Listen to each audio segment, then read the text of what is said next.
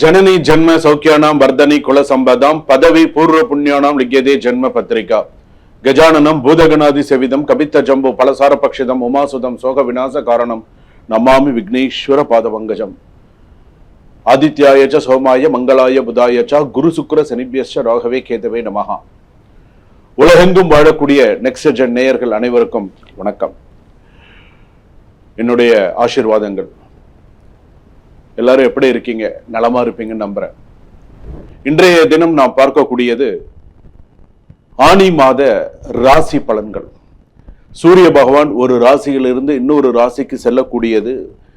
அதாவது சித்திரை, வைகாசி, ஆனி, ஆடி, மேஷம், ரிஷபம், மிதுனம், கடகம்.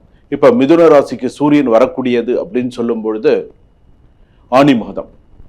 ஸோ அந்த சூரியனை பேஸ் பண்ணி இப்போ இந்த ஆனி மாத ராசி பலன்கள்லாம் எப்படி இருக்கும், மற்ற கிரக அமைப்புகள்லாம் எப்படி இருக்கு.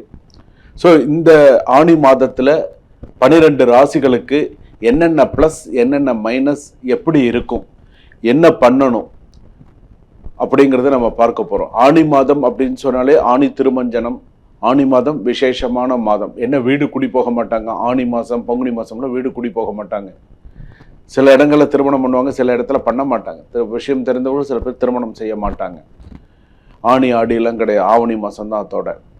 அப்படி இருக்கக்கூடிய காலகட்டத்தில் இந்த ஆனி மாத ராசி பலன்கள் யார் யாருக்கெல்லாம் நல்ல சிறப்பாக இருக்கு, யார் யாரெல்லாம் எச்சரிக்கையாக இருக்கணும் அது அப்படிங்கிறத நம்ம பார்க்க போகிறோம். ஏன்னா நம்ம வாழறது பார்த்தீங்கன்னா ஒரு கொடிய உலகத்தில் நம்ம வாழ்ந்துட்டு இருக்கோம். கொரோனாவை விட ஒரு கொடிய உலகத்தில் நம்ம வாழ்ந்துட்டு இருக்கோம். உண்டா இல்லையா அப்படிங்கிறது உங்க மனசாட்சிக்கு நல்லா தெரியும். இந்த கொடிய உலகத்துல ஒவ்வொருத்தரும் ஒவ்வொரு டைப், ஒவ்வொருத்தரும் ஒவ்வொரு விஷயம், ஒவ்வொருத்தரும் ஒவ்வொரு இது. இன்னைக்கு நல்லா பேசுவான், நாளைக்கு சரியா பேச மாட்டான், இன்னைக்கு பிரச்சனை பண்ணுவான், நாளைக்கு ஏதாவது ஒரு பிரச்சனை பண்ணுவான். இந்த உலகத்து சில பேருக்கெல்லாம் எப்படி தெரியுமா இருக்கும், எப்படா இந்த உலகத்தை விட்டு நம்ம எல்லா கடமைகள்லாம் முடிச்சுட்டு எப்படா போய் சேருவோம் அப்படிங்கிற அளவுக்கு வெறுத்து போயிருக்காங்க சில பேர்லாம். என்ன, அந்த அளவுக்கு ஒரு கொடிய உலகத்துல நம்ம வாழ்ந்துட்டு இருக்கிறது தான் நிதர்சனமான உண்மை. இதுல தான் தெய்வங்களும் இருக்கு, இதுல தான் எல்லா நல்லது கெட்டதும் இருக்கு. இது எல்லாம் சமாளிச்சு போறவன் தான் மனிதன்.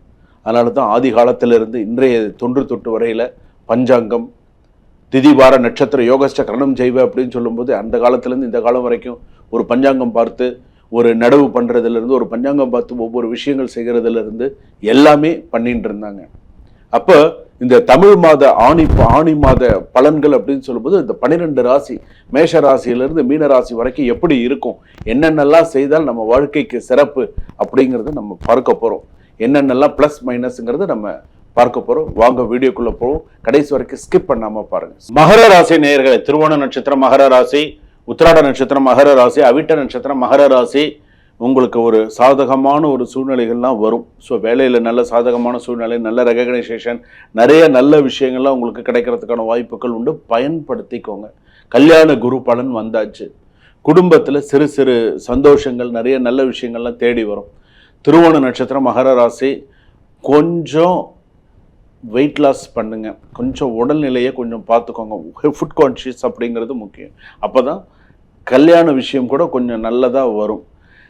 சிலருக்கெல்லாம் பார்த்தீங்கன்னா இப்படித்தான் இருந்தால் பிடிக்கும் அப்படிங்கிற மாதிரிலாம் இருக்கு. அதனால நீங்கள் உங்களோட உடல் நலத்தையும் பார்த்து கொள்ள வேண்டும். ரெண்டாவது, வேலை விஷயத்தில் நான் ஒரு ஐடியில் வேலை பார்க்குறேன், நான் ஒரு தனியார் நிறுவனத்தில் வேலை பார்க்குறேன், நான் ஒரு அரசு அதிகாரியாக இருக்கேன் அப்படின்னு சொன்னால் மகர ராசி பொறுத்தளவுக்கு நிறைய பிரச்சனைகளை சந்திச்சுட்டு வந்துட்டீங்க. நான் ஒரே ஒரு விஷயம் சொல்கிறேன், மகர ராசி, செய்த தவறையே மீண்டும் செய்து மாட்டிக்கொள்ளாதீர்கள். தொழில் விஷயத்துலையும் சரி, செஞ்ச தப்பே திரும்ப செஞ்சு அகலக்கால் வச்சு திரும்ப பெரிய அளவில் லாஸ் பண்ணாதீங்க. லட்சக்கணக்கில் கோடிக்கணக்கில் லாஸ் பண்ணாதீங்க. இப்போ டைம் நல்லா இருக்கா, என்ன செய்யலாம், ஏது செய்யலாம்னு பார்த்து செய்யுங்க. அவசரம் இல்லாமல் செய்யுங்க. மூணாவது என்ன அப்படின்னு, மாணவ மாணவிகள் கொஞ்சம் படிப்பில் நிறைய கான்சன்ட்ரேட் பண்ணுங்க. குடும்பத்தை பொறுத்த அளவுக்கு கணவன் மனைவி ஒற்றுமை அதிகரிக்க வேண்டும். சில பேருக்கு சில வாக்குவாதங்களால், மூன்றாவது மனிதர்களுடைய வாக்குவாதங்களால் பிரிவினை ஏற்படக்கூடிய வாய்ப்புகள் வரும் சில பேருக்கு. அதாவது மூணாவது மனிதர்களுடைய தலையீடோ பிரச்சனையோ வச்சுக்கோங்களேன், அது இவங்களுக்கு ஒரு ஈகோ கிளாஷ் ஆகி இதனால ஏதாவது ஒரு சில பிரச்சனைகள் வரும். அதனால கொஞ்சம் கணவன் மனைவி ஒற்றுமை, விட்டு கொடுத்து போறது, கம்யூனிகேஷன் கேப் இருக்கக்கூடாது. கம்யூனிகேஷன்ஸ் எல்லாம் கரெக்டாக இருக்கணும். ஸோ அந்த மாதிரி பார்த்துக்கோங்க. அடுத்ததாக பார்த்தீங்கன்னா தொழில் விஷயத்துலலாம் கொஞ்சம் கவனமாக இருங்க. அடுத்ததாக இந்த அரசு சம்பந்தப்பட்ட இந்த கோர்ட்டு கேஸ் சில விஷயங்கள் எல்லாம் உங்களுக்கு சாதகமாக சில விஷயங்கள்லாம் நடக்கும். பெண்களுக்கு இந்த மாசத்துல ஆணி மாசத்துல டாக்ஸு, வரி கட்டுதல், ரெண்டாவது ஃபைன் கட்டுறது, இதுக்கான வாய்ப்புகள் நிறையா வரும். ஸ்கூலில் கூட பார்த்தீங்க அப்படின்னு சொன்னால் சில நேரங்களில் ஃபைன் கட்டுறது, ஸ்கூலோட இதோட சில விஷயங்கள் அதிகமாக சில செலவுகள்லாம் வரும். அதுக்குன்னு ஏதாவது சில செலவுகள் வரும். ஸோ அதெல்லாம் நீங்கள் மேனேஜ் பண்ணி, பெண்கள் சில விஷயங்கள் மேனேஜ் பண்ணி ஆகணும். ஸோ அதுக்கு தகுந்த மாதிரி பாருங்கள். ஒன்று. அதற்கு அடுத்ததாக நான் சொல்லக்கூடிய ஒரு சில விஷயங்கள் என்ன அப்படின்னா, ஜூன் மாதத்தில் எந்தெந்த தேதிகள்லாம் உங்களுக்கு சிறப்பாக இருக்கும், ஜூலை மாதத்தில் எந்தெந்த தேதிகள் நீங்கள் கவனமாக இருக்கணும், சிறப்பாக இருக்கணும் அப்படின்னு சொல்லி சில விஷயங்கள் இருக்கும். குடும்பத்தில் மகிழ்ச்சி, அமைதி, சில விஷயங்கள் இருக்கும். பெரியோர்களுடைய உடல் நலத்தில் கவனமாக பார்த்துக்கோங்க. வீட்டில் பெரியவங்க இருக்காங்களா, கைகால் சம்மந்தப்பட்டது, உணவு சம்மந்தப்பட்டது, அவங்கள கொஞ்சம் நல்லா பார்த்துக்கோங்க.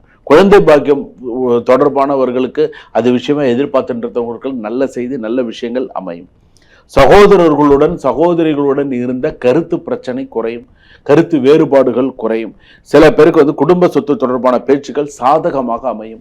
குடும்ப சொத்து பேசுறாங்க, நான் இவ்வளோ பேச போறேன், நான் இது செய்ய போறேன், அது செய்ய போறேன்னு சொன்னால் அது விஷயமா சில நல்ல விஷயங்கள் நடக்கும். வீடு வாங்கும் யோகம் வலுவாக உள்ளது. நல்ல வீடு வாங்கலாம், நிறைய நல்ல விஷயங்கள் பண்ணலாம்.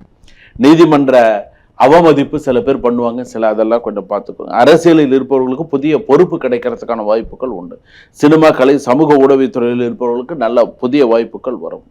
மூட்டு வலி, எலும்பு, முதுகு தொடர்பான பிரச்சனைகள் வரலாம். ஸோ இதெல்லாம் இருக்கு. ஜூன் 20ஆம் தேதி, ஜூலை 1, ஜூலை 11 இந்த ராசிக்காரர்கள் கவனமாக இருக்க வேண்டும். அதே போல குடும்ப விவாதங்களில் பொறுமையாக இருங்க. பல வருடங்களாக காத்திருந்த நல்ல ஒரு ஆசை நிறைவேறலாம். எதிர்பாராத இடத்திலிருந்து பண உதவி அல்லது நல்ல செய்தி கிடைக்கக்கூடிய வாய்ப்புகள் உண்டு.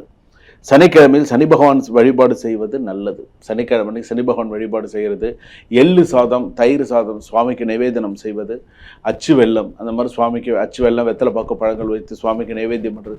சனி பகவானை எந்த அளவுக்கு நீங்கள் ஆராதிக்கிறீங்களோ, சுவாமி அந்த அளவுக்கு வழிபாடு பண்ணுறீங்களோ நல்லது. சனி பகவான் ரிலேட்டடாக இருக்கக்கூடிய ஆஞ்சநேயர், காலபைரவர் வழிபாடு கூட செய்யணும். இதெல்லாம் செய்தால் மகர ராசி பொறுத்தளவுக்கு சிறப்பாக இருக்கும். சுபம்.